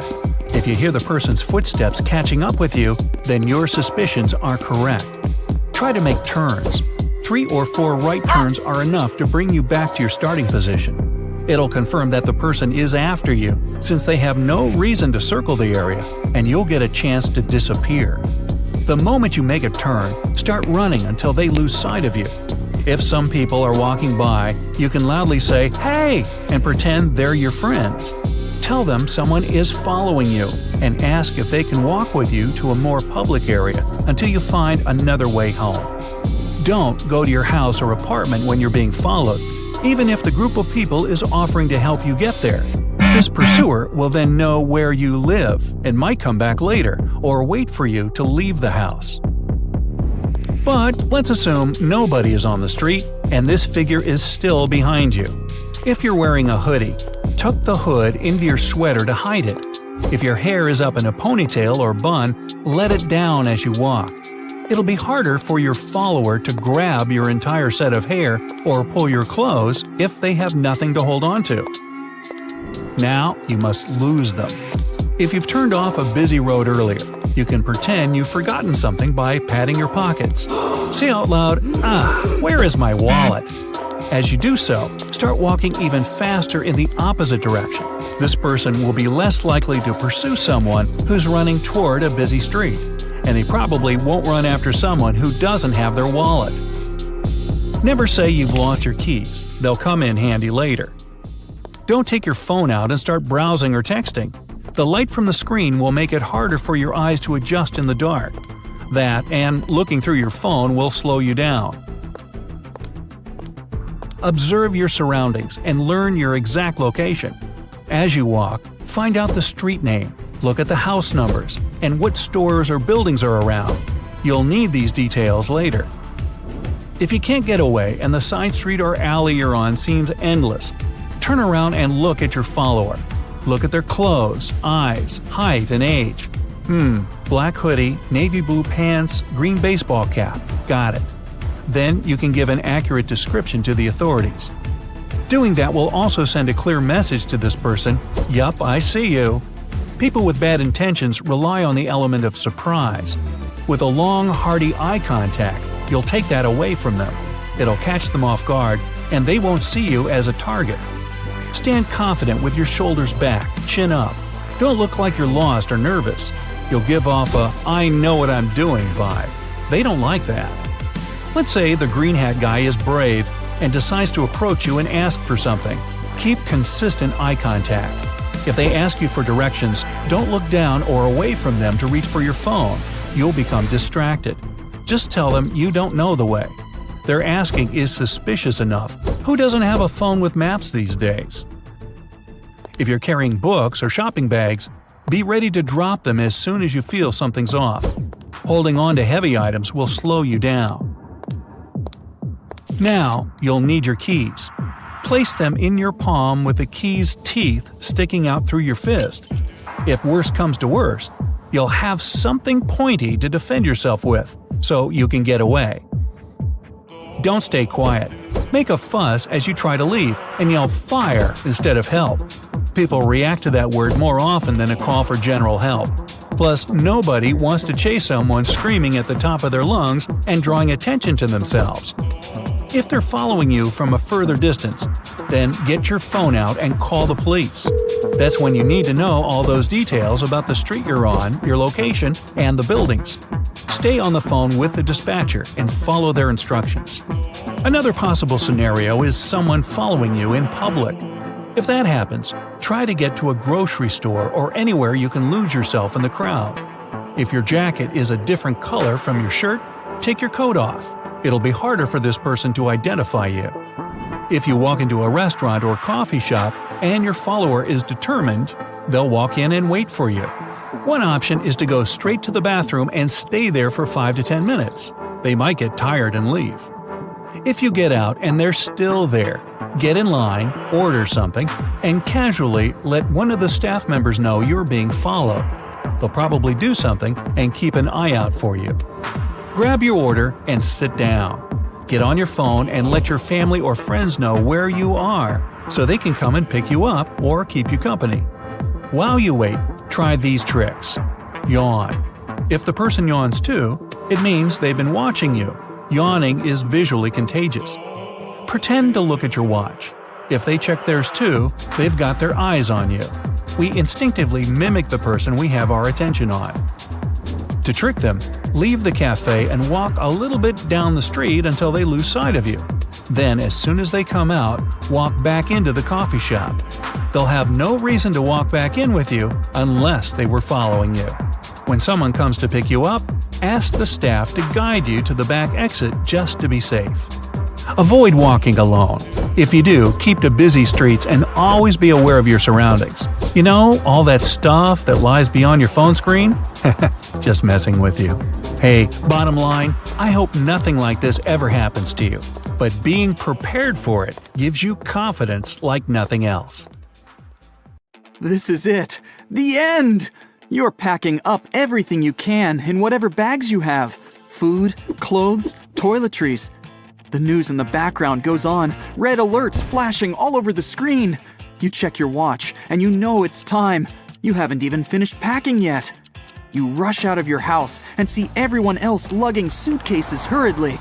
You get in your car and drive out as fast as you can, dodging all the people running around. You arrive at a secluded place in the woods. You've been working on your personal bunker for years. It's able to withstand the worst conditions: tornadoes, hurricanes, volcanoes, and, hopefully, asteroids. You run to the bunker, hidden away next to some bushes and trees. There's no way anybody would know it's there. The door looks like the ones in bank vaults that contain huge piles of money. On the other side, a ladder that goes down 30 feet through a dark tunnel. The first thing you do is power up the place. It's all run on heavy-duty batteries, powered from solar panels above. As a backup, a fuel-powered generator. Hopefully you won't need to use it, but your life motto is, a person can't have too many fail-safes. The entire bunker is built from concrete and steel to maintain maximum durability. The walls are several feet thick. You can finally let out that sigh of relief, because you made it just in time. You suddenly feel the ground vibrate, the walls tremble. Fear tightens in your chest when all the cabinet doors shake open and the stored food starts tumbling out. Did you miscalculate? Is this thing gonna hold up? The asteroid made contact, far from where you are, but it feels like it fell right on top of you. The sound is deafening, and the shock waves seem to never end. The light flickers. The flying dust is hazing your vision and filling your lungs. You grab a mask with one final thought. This is it. The bunker's going to collapse. At least I tried. 1 month later. You're making breakfast after another sleepless night. Luckily, you stored more than enough food. And what variety! Canned tuna, corned beef, beans, sardines. Then there's the dried goods. Rice, powdered milk, pasta, noodles, and even some treats. Honey and chocolate.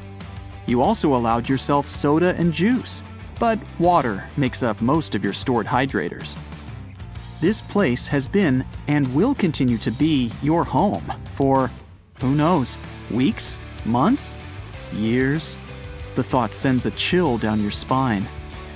At least you're in an ideal location, far inland and away from any coast, so any possible tidal waves shouldn't have flooded your area.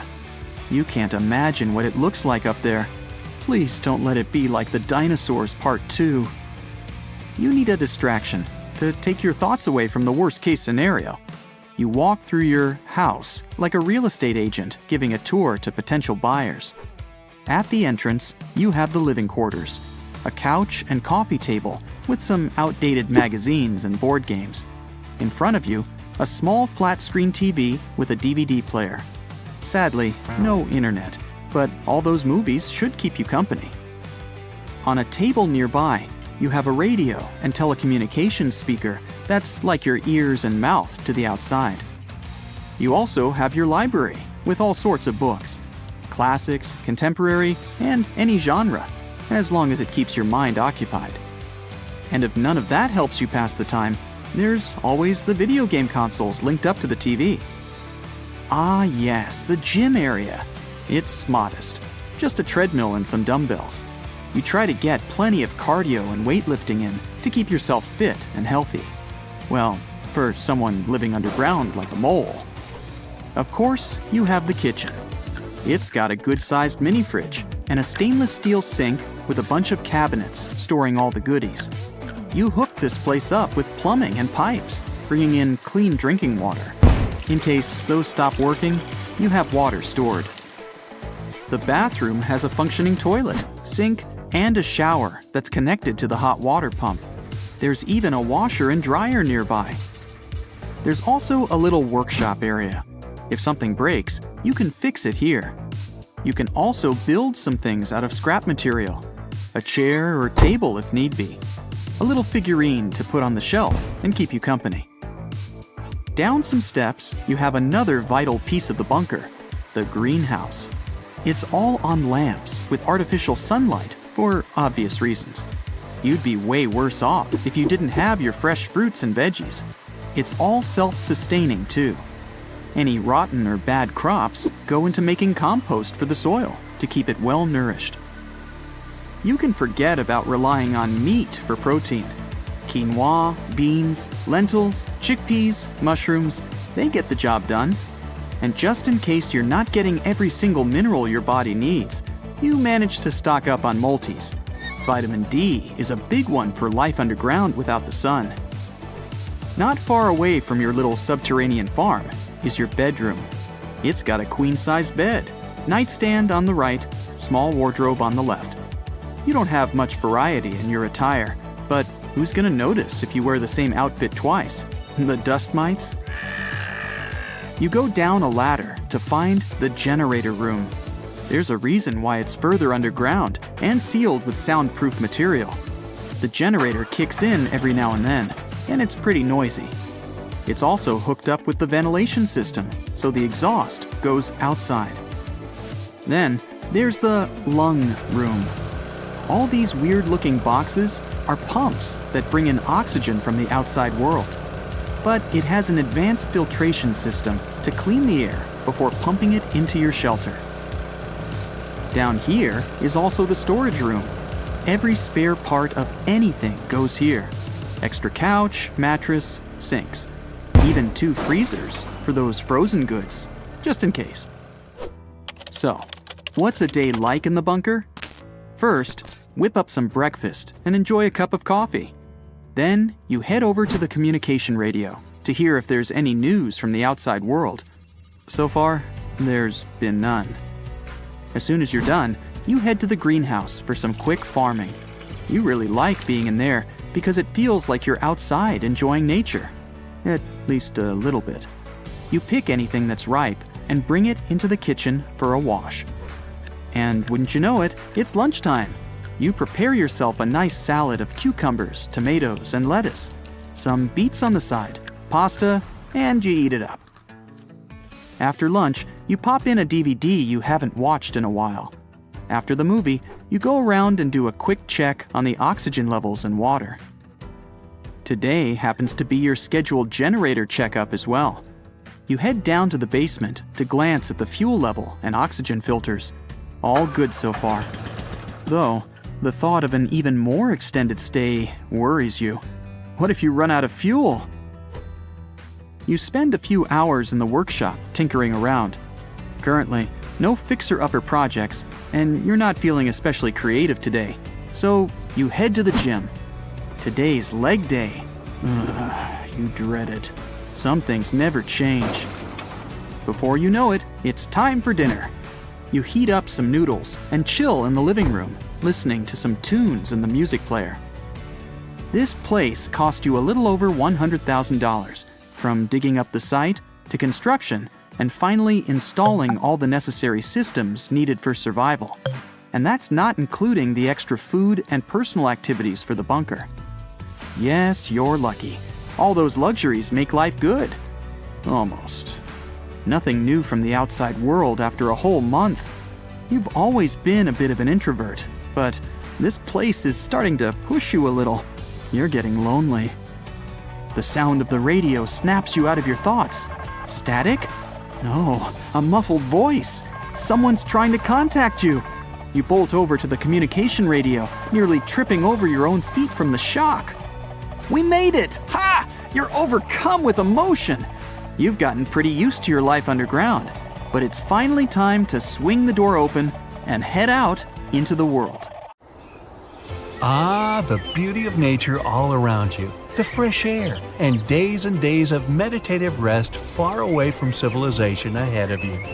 But you've been walking for quite some time to get this far, and now it's time to set up camp. The woods around are dense, and there's no suitable place to put up your tent.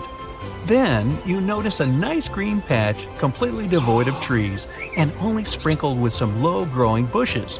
Well, you go there, smug about your find, and get to work on the tent.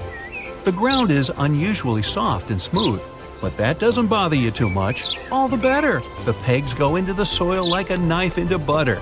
By the time you're done, it's dark already, so you get inside the tent and crawl into your cozy sleeping bag.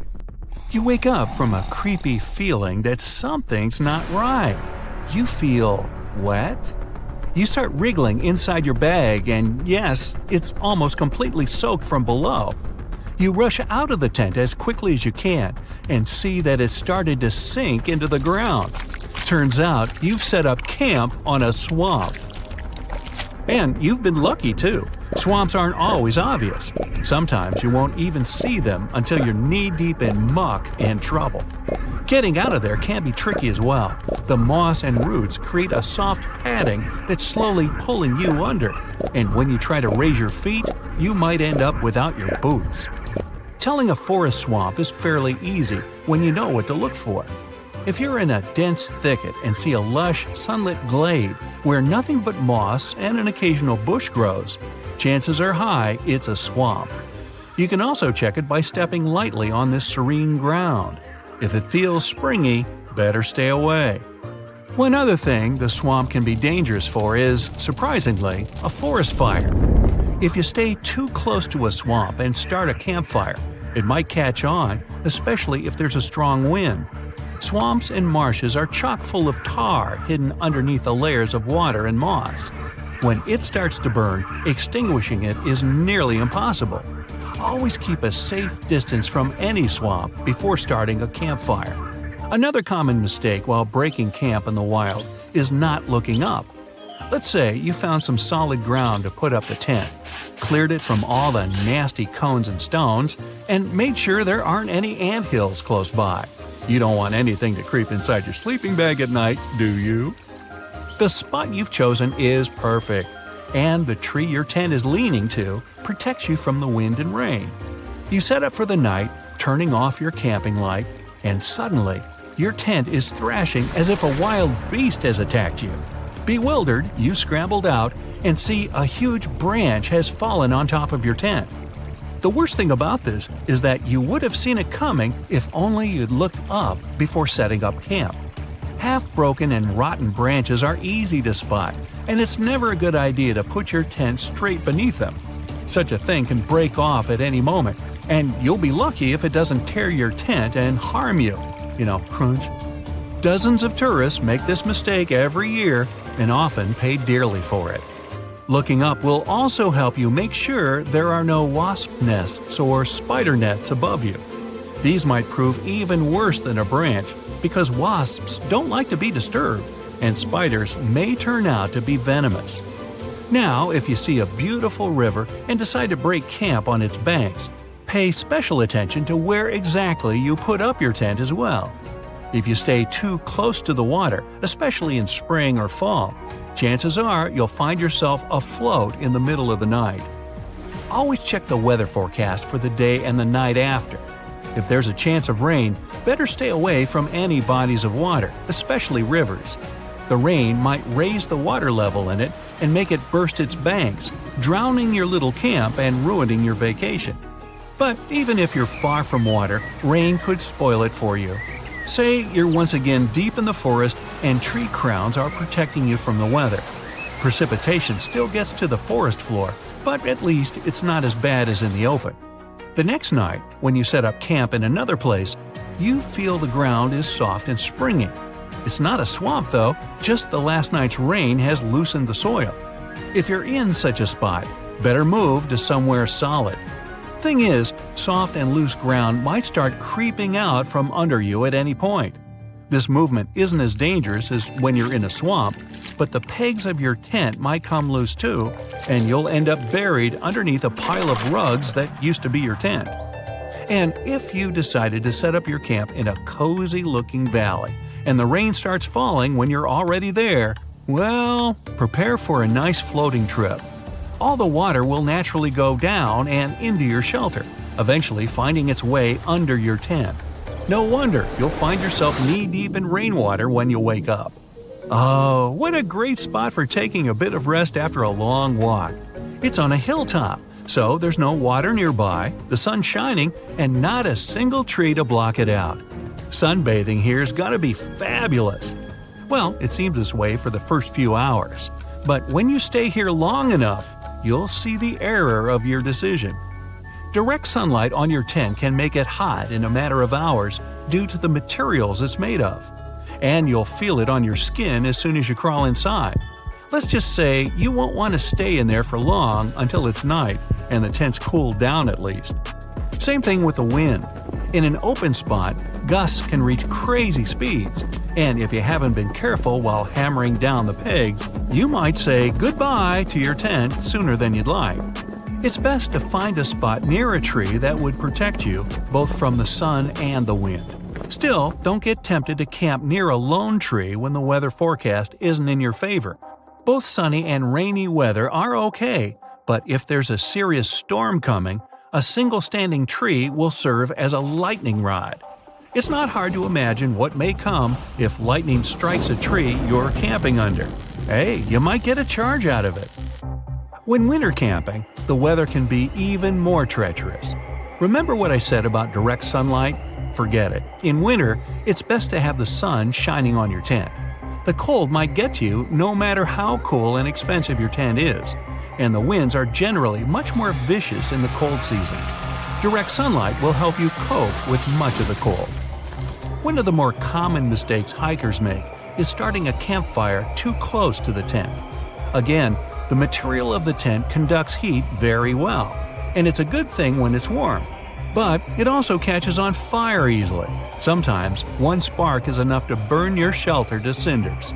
Make sure there's enough room between your tent and the campfire, and never leave your fire unsupervised.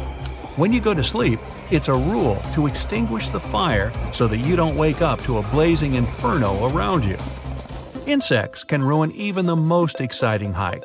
Mosquitoes, ants, ticks, and other pesky bugs can find their way into your tent wherever you are, so make sure you protect yourself from them. Use skin repellents when you go outside and put an anti-insect spiral next to the entrance to your tent. Don't put it too close or inside though, the smell is irritating and it can also cause a fire. To avoid the best part of mosquitoes, and especially ticks, try to stay away from lakes, ponds, and dense forests where swamps may occur. Skeeters reproduce in still water, so areas around such pools are replete with the winged pests. But they have a hard time flying when there's some wind, so choosing an open spot is your best bet to get rid of them. Don't let them bug you. Welcome back to Science and You. As you're walking in the wild, a snake appears from some dry bushes and bites you above your ankle. How rather unfortunate. Keep calm. You must keep your heart rate and blood pressure low to slow down the spread of the venom. Remove your shoes and socks. Now, you must find out whether the bite came from a venomous or non-venomous snake. If you see 2 deep puncture wounds on your leg, they came from the venomous fellow's fangs. In a non-venomous serpent's bite, you'll see small sharp teeth in a U shape. There are around 600 venomous snake species, and you should look out for vipers and cobras. Each has a different type of venom and needs different treatments. If a viper bites you, don't put pressure on your wound. Trapping the venom in one area could make the tissue damage worse. Then, you must rush to the nearest hospital for treatment. If a cobra bites someone, you must tie the area with a bandage to stop the venom from going further into their system. Keep an eye on the fella that was bitten to make sure they're breathing. Yes, cobra venom can paralyze the diaphragm. Don't suck out the venom.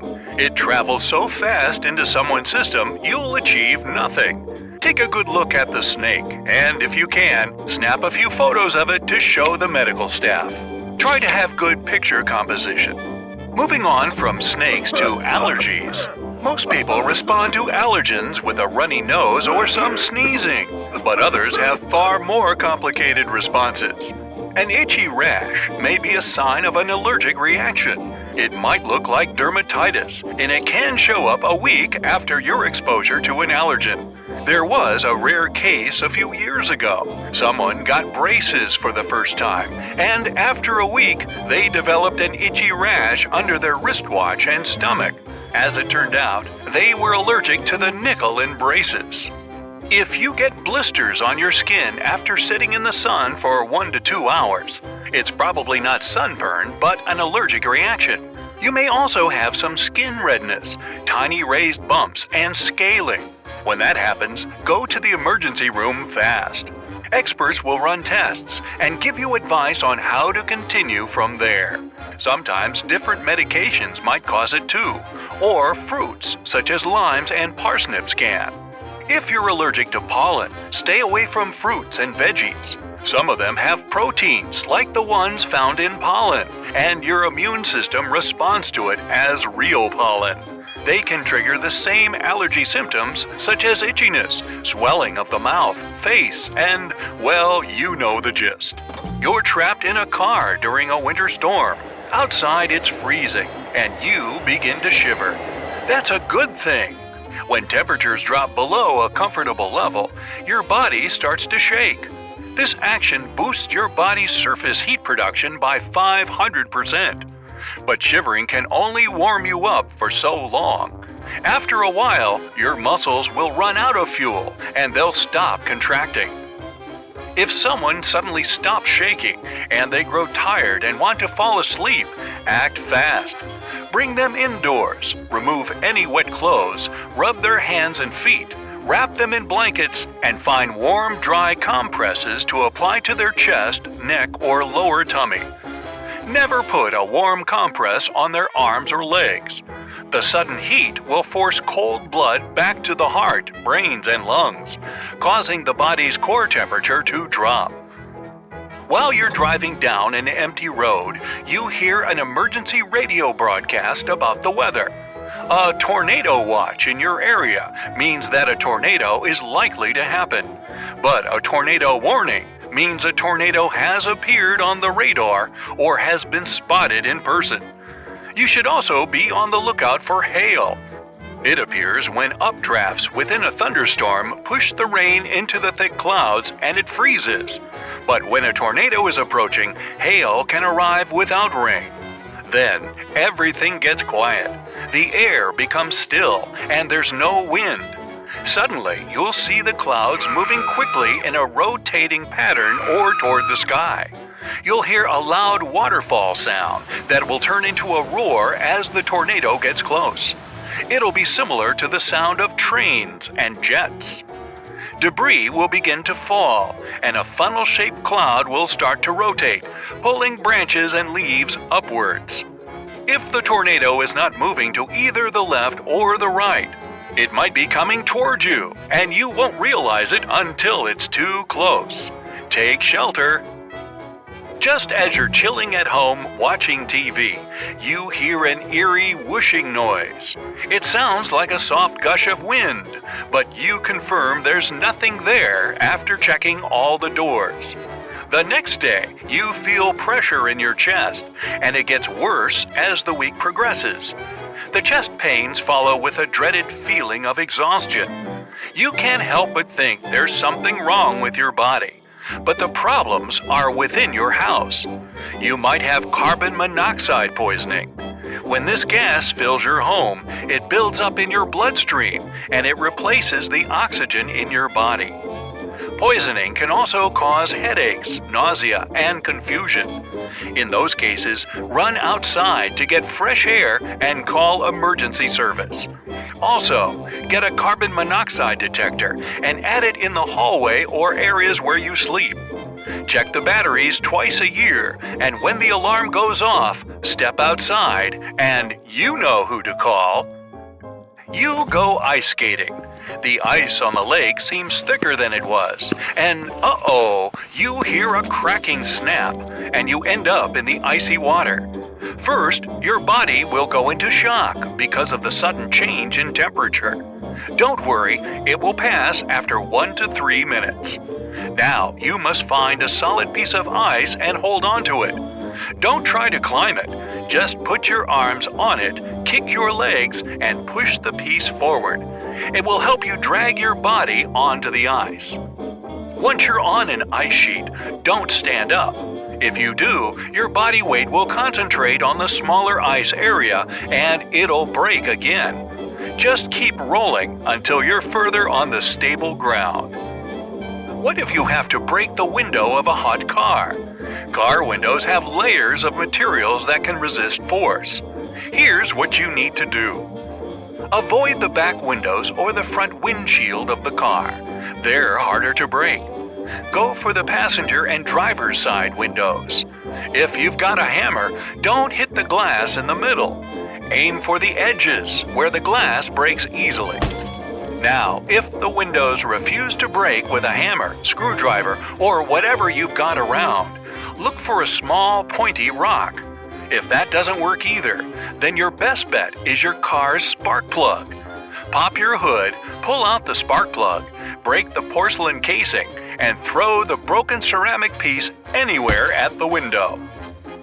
It's the middle of summer, and you're vacationing somewhere on the Pacific Rim. Suddenly, you feel a strong quake. Well, this could be the first warning sign of an approaching tsunami. Or it could trigger large waves thousands of miles across. But there are other telltale signs that a tsunami is approaching. One is a change in water levels, either rising or falling. If you see the ocean withdrawing quickly and the seabed getting exposed, you should run at least 100 feet above sea level and 1 mile inland. Many experts say once the seawater starts receding, you've got 5 minutes to evacuate before the enormous wave hits. Remember, it's all about science and you. You're walking down the beach toward the water, but something feels different today. The water is bright green, and your nose gets filled with a recognizable pungent stench of rotting eggs. Should you probably come closer to check this unusual phenomenon? Stop right now until it's too late.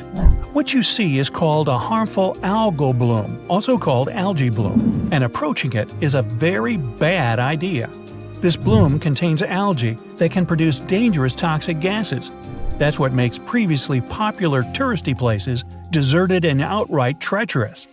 You can come to a sea or lake beach and spot something that looks like blue-green foam floating on or just beneath the surface of the water. Or it may resemble streaks of bright green paint. Some blooms, called red tides, can color the water brown or red. Anyway, once you notice something like that, try to stay away, keep in check that curiosity of yours, and don't go exploring. When algae decompose, pockets of toxic hydrogen sulfide gas are trapped under the crust. If you unknowingly step on such a pocket, you'll set the gas free and can accidentally inhale it. It's enough to say that this is likely to end tragically. On some beaches, bulldozers pile up the algae into dump trucks and bring it to special centers. There, workers dry the seaweed and get rid of it. But sometimes, these centers have to be temporarily closed. Algae mixed with sand and mud smells so awful that local people can't sleep at night because of the stench. There are 3 types of dangerous algae that can gather into harmful algal blooms: cyanobacteria, dinoflagellates, and diatoms. All of them are made up of minuscule floating life forms that use sunlight to create their own food. The blue-green algal blooms are caused by cyanobacteria. They produce dangerous toxins that destroy nerve tissue. It can get so bad that water treatment plants might be unable to get rid of the toxin. Then, local people are recommended not to use tap water. Dinoflagellates and one diatom species are responsible for creating red tides. They occur mostly in ocean bays. For a red algal bloom to form, the water has to be warm, salty, and rich in nutrients. Such blooms release a huge amount of different toxins. In Texas, red tides used to happen once in a decade. Now they occur every 3 years. In Florida, red algal blooms appear every year. Long, skinny diatoms can also produce toxic substances harmful to people. Even worse, if some shellfish, like razor clams, eat a lot of this plankton, they become toxic too. That's why cooking them for dinner can lead to a disaster. It's one of the reasons why marine waters are usually monitored. If toxin levels become too high, beaches get closed for shellfish harvesting. Harmful algal blooms can last for several days to a couple of months. They rid the water of oxygen, causing marine life to disappear. But it gets even worse when microbes start to decompose the algae at the end of the bloom. They consume even more oxygen in the process, and no fish can survive it. This creates huge areas of water almost totally devoid of oxygen and any kind of plant or animal life.